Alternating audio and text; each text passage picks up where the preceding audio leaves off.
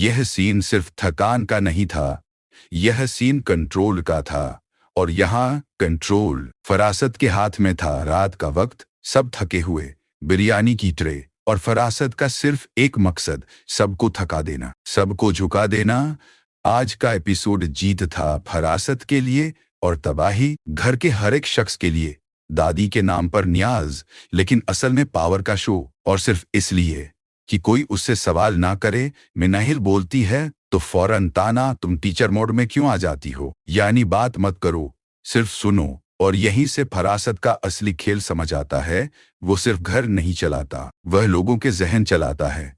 दूसरी तरफ ईमान, जो सिर्फ न्याज देने आई थी, लेकिन असली मकसद हमाद के दिल तक पहुंचना था। हमाद टूट चुका है, डिप्रेशन में, कमरे का दरवाजा बंद, और ईमान हर हद पार करने को तैयार। यह मोहब्बत नहीं थी, यह इमोशनल एंट्री थी। और हमाद ने पहली बार कहा, मैं इस हालत में किसी नए रिश्ते के काबिल नहीं। यहाँ ईमान जीत गई, क्योंकि उसने दबाव नहीं डाला, उसने इंतजार चुना। इधर फरासत फिर से घुस आता है। फिदा के घर, बीमारी का बहाना, दुआ का लिबास, और अंदर ही अंदर सनम के खिलाफ जहर।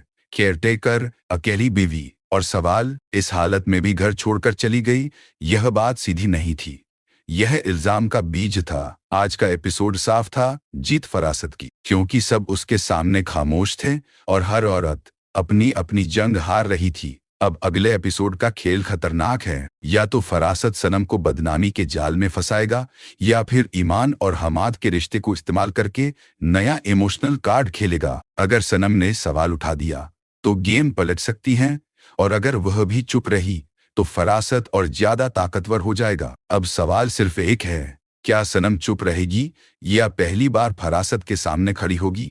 कमेंट में सिर्फ यस या नो लिखो। वीडियो पसंद आए तो लाइक करो, और ऐसी रियल और शार्प एनालिसिस के लिए चैनल को सब्सक्राइब जरूर करो, क्योंकि यह ड्रामा अब कहानी नहीं रहा, यह जहनी जंग बन चुका है।